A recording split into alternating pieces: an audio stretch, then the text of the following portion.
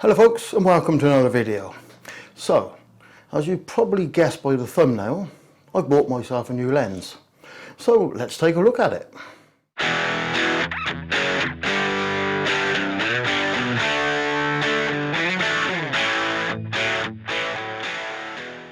So folks, as you can probably tell by the thumbnail, the lens I bought is a 50mm. So it's the Nikon 50mm F1.8 G AF-S.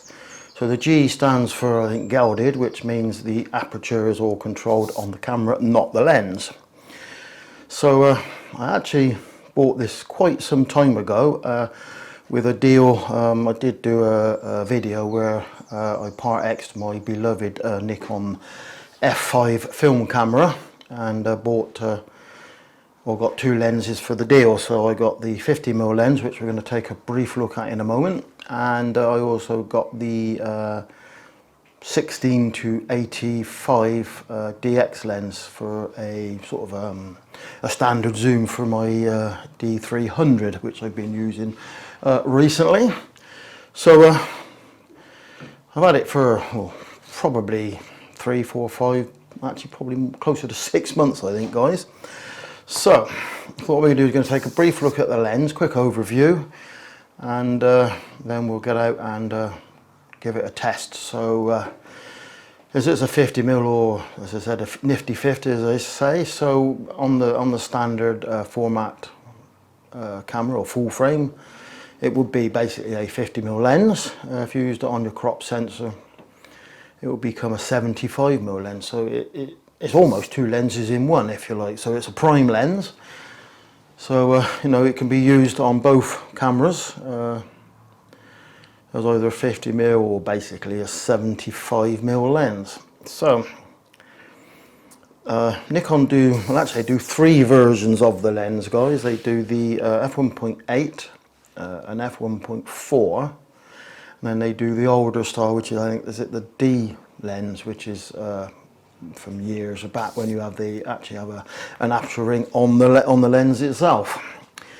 So I sort of went for the sort of 1.8. I wanted the more modern lens, so I went for the 1.8 as opposed to the 1.4 or the older D style lens. So why did I go for the 1.8? Or f1.8, I should say. So basically, because it was half the cost of the f1.4, and but it certainly wouldn't have been, or is not, half the quality, if you like. So probably like most people, guys, I've done a lot of research on Google. The fabulous Google did a lot of research on the two lenses. As I said, the f1.4 is basically about half the price of the f1.8, sorry, is half the price of the 1.4. I think the 1.4 is over £400, whereas this one was, I can't remember, but the mid 250s, something like that, pounds. So the 1.8 versus the 1.4. Well, I'm not going to go massively into any sort of specs or anything like that. But the reading or watching and reading some of the sort of stuff on YouTube, on Google and such like, basically the general sort of thoughts were that although yes, it is basically a stop slower, being an f1.8 as opposed to an f1.4, it is a little bit, you know, it's a stop slower, so you are going to lose, well, that one stop if you're into your background blur. But again, all of this, what I'm saying, is based upon things that I've read on various sort of YouTube channels and forums, etc. But basically, from what I can gather, and as I said, this is not my own thoughts, this is only what I've sort of looked on reviews, so they could possibly be wrong.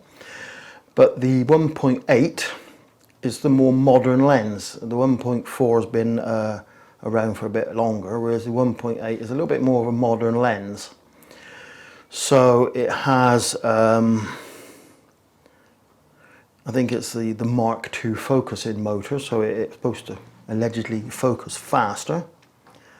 And I just, you know, I think it's just a better, because it's a more modern lens, it's better quality. And basically the reviews have said for what you pay in the extra sort of £200, you're not getting £200 worth of better quality.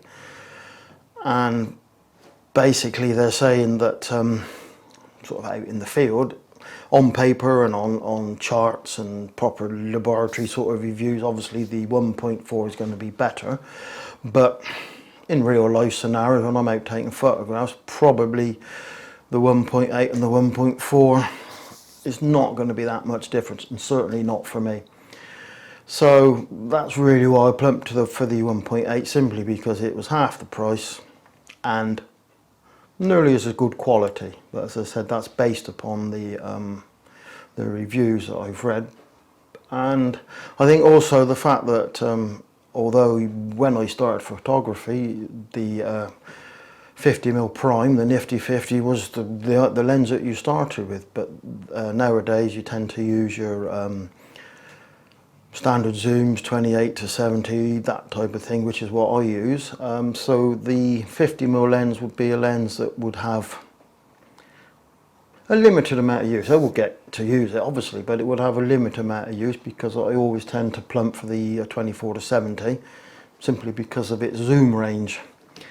So I didn't see the point in spending massive amount of money for something that wouldn't get a lot of use. So what we're doing, have a quick look at it like this before we swap over. So that's the lens. So I don't know where that's going to focus. Hopefully it will focus on it. We'll see. But that's the lens. Oop, so it's quite a small lens. I said I'm not going to do any massive sort of specs or anything like that. So this lens, and I think one of the other reasons why I think one of the comments said that this was better, and again this is only based upon what I've read, but it has a aspherical element, silent wave motor with an aspherical element, and I don't believe that the older one has. Now I might be wrong, as I said, that's just based upon what I've read on YouTube, what I watched on YouTube, and sort of read on various forums. But as I said, for me, you know, it wasn't about being an f1.4 over an f1.8. It's not going to get a massive amount of use, so I didn't want to tie up money that would be better spent somewhere else. It's a fairly weighty lens. I think it's pretty much all plastic, apart from the lens mount itself. So the lens mount is sort of metal, but the actual lens itself is plastic, but it does have, you won't see that on the picture, but on the video, but it is weather sealed there.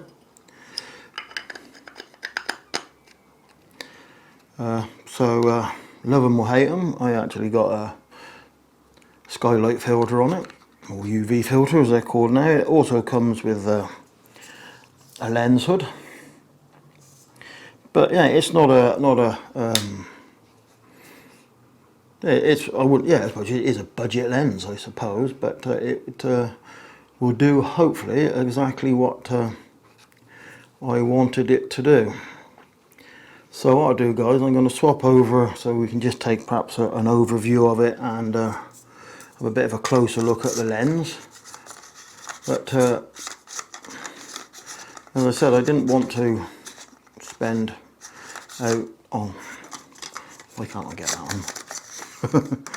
I didn't want to spend a lot of money on the 1.4 simply because it just, I couldn't justify it, and the use wouldn't be, you know, if it's an everyday use all the time, then definitely I would have probably spent that sort of money. But as it happened, it gave me the opportunity, by buying that cheaper one, it gave me the opportunity to buy the second-hand lens for the D300, which I have done videos on, if I put a link somewhere about. But that was, so basically instead of part Xing the F5 and buying one lens, I was able to buy two lenses, or get two lenses, not buy, because it was just basically a straight swap. So it gave me the opportunity to get 2 lenses instead of the one. So that's probably the reason. As I said, not going to be an everyday lens, anything like that. Anyway, enough of this waffle. Let's take a closer look at the lens. So guys, let's take a quick look at the lens. So there we have it guys, the Nikon 50mm f1.8 G. So it's not a lot of weight to it. As I said, it is pretty much mostly plastic on the outside. It's got the rubberized focusing ring there if you need to use that. Talking of focus, so it has this the button here for manual and manual auto. So in manual and auto you can still focus it by hand if you like, or have the autofocus, or if you flick it over then you can have just manual focus. So the focusing ring's rubberized. As you can see, I've got a skylight filter on it. So the threads is 58mm. I'm trying to keep it in the middle of the picture. So the threads are 58mm. Comes with the standard lens hood. I don't know why he's sitting there.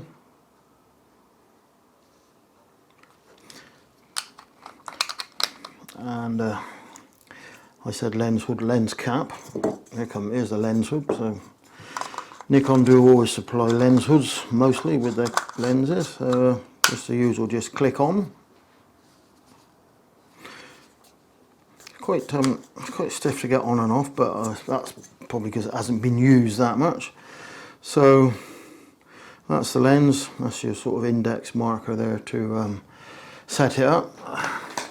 Comes with a manual, quite a big manual, but you only sort of read the first sort of chapter. I don't think there's anything in there of any great importance.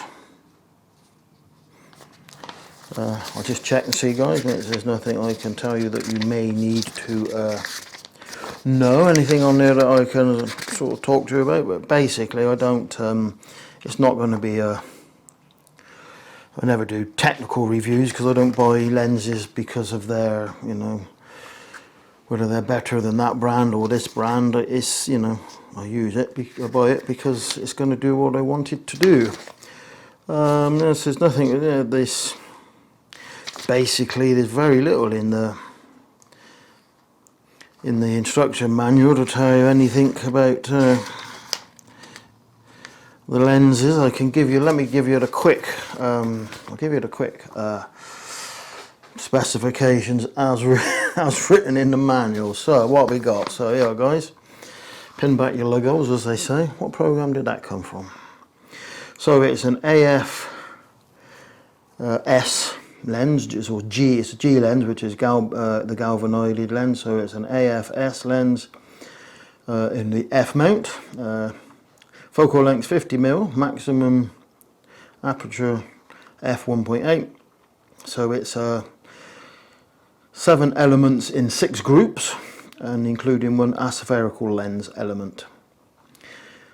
So the angle of view on the full frame cameras is a 47, which is where it comes from your 50mm, and if you use it on your DX format cameras, then you get a 31 degrees of view. Basically autofocus with the silent wave motor. Got a distancing ring as well, but yeah, it's pretty much just what's the minimum focus distance, focus distance, 0.45 of a meter or 1.4 feet. As I said, 7 bladed aperture ring. Diaphragm's fully automatic, because it would be. Meter in its full aperture. So what we got then, I'll give you the weight, so it's approximately 185 grams or 6 ounces. So there you go guys, that's the only technical specifications you're going to get. It's quite a lot actually, wasn't it? But it's just a basic 50mm lens. Don't seem to get a lot of use these days, 50mm lenses guys, but anyway, so that's a quick look at the lens. So just get back and have a quick chat, and then we'll carry on. So that was the newest addition to my camera bag. A brand new Nikon 50mm f1.8 AF-S lens. So we're going to get out and give that a try, put it through its paces, probably certainly on the beginning on my D810, see what it works like next. That's what it was bought for. So I was just putting the lens hood back on so I don't knock it off. Yeah, so that's what we're going to be doing, guys. Get out and give it a go on the D810. Probably will try it on the D300 as well. So that will be coming up next for you in a very short second, but for me could be a couple of weeks because the weather seems a bit hit and miss. Supposed to be, as they say, flaming June, or it's nearly July when filming this, but the weather, yes, it's dodging the rainstorms at the minute. So I don't know when we're actually going to get out and try it. As I said, for you that will be now or next, and for me it could be a couple of weeks. Anyway guys, so that's it for this first part of the video on the 50mm f1.8 lens. So we're going to try and get out and take some pictures with it. So until then, we will, till then, not sure where we're going to go, probably Buscott Park, but won't know until we get there. Anyway guys, we will see you at Buscott Park. So guys, here we are at Buscott Park. As you can see, Buscott House behind us. So we're going to have a sort of walk round, put this Nikon 55mm lens to the test. Take a few photos, well, more than a few, quite a lot I suspect.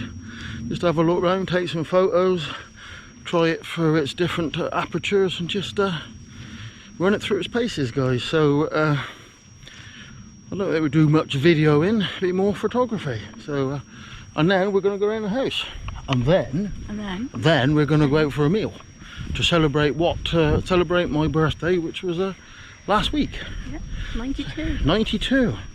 I don't look a day over 60. Anyway guys, enough of the waffle. We're going to go and try some different settings with the 50mm lens. Oh, and at the moment I've got it on the D810, so that's a full frame sensor, so it's a true 50mm lens. Anyway guys, enough of the waffle. We'll see you around Buscott Park. So folks, no visit to Buscott Park will be complete without a go on the swinging chairs. Swinging. So we're doing some swinging again. As you say, we always go and be swingers when we come to Buscott Park. Got a squeaky swinging machine. So guys, there we are. Still, well, we're the only ones actually on the swinging bit, aren't we? So yes, so there you go guys. We are swinging. We are being swingers again. Because Karen likes being a swinger, don't you? Yep. Only here. Only here, yes. So there we are guys. As I said, no visit to Buscott Park will be complete without a swing on the squeaky swinging seats. 4 of them. So we got it to ourselves. Yeah, 4. 1, 2, no 3. Only one over there, I think. Anyway guys, enough of this. We're going to do a bit more swinging, and then we'll do a bit more photography.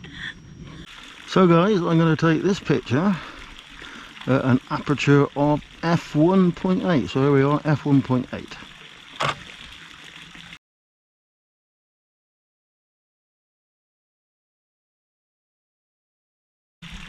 Then we'll do this one at 5.6.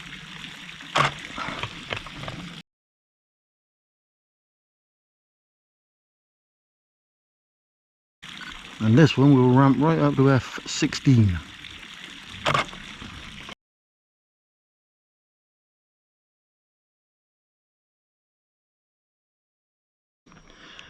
So folks, we're going to do another aperture test. So for this one again, we are on f1.8. So on that bridge, or whatever is over there, that's a heron, but it's not going to show it very well. But aperture on this one is f1.8.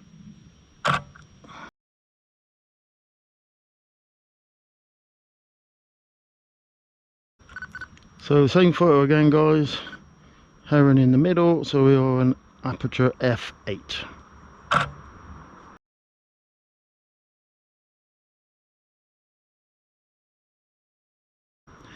And lastly, we're going to do F16. Exactly the same picture. Heron should be in the middle.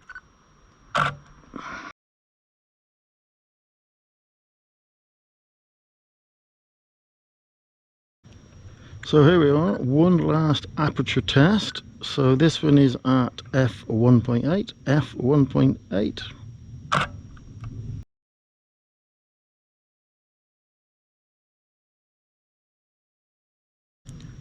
So this one is at f8, f8.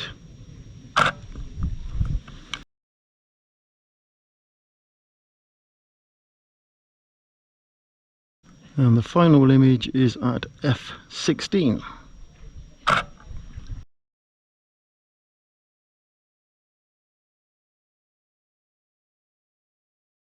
So folks, that brings us sort of to the end of our little lens test around Buscott Park. Probably do a few more photos before we actually leave. Just a little bit more photography before we head off.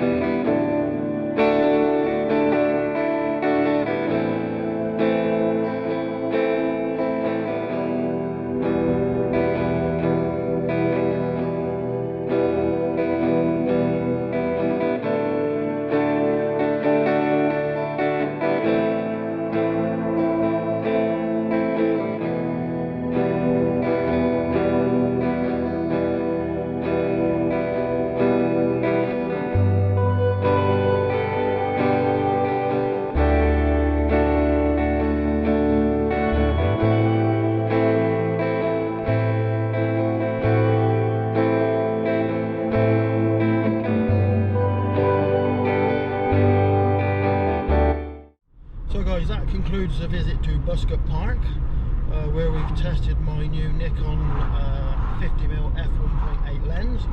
We've taken a good few photographs, tried different apertures and such like, and just sort of tried to put it through its test as best as possible. So we're on our way back. Gonna have something to eat now. Karen's driving, I'm being chauffeur today, so I can have a little drinky poos later on as a later celebration to my birthday. Anyway guys, enough of this waffle. We will catch you on the next one. So until then, bye bye for now.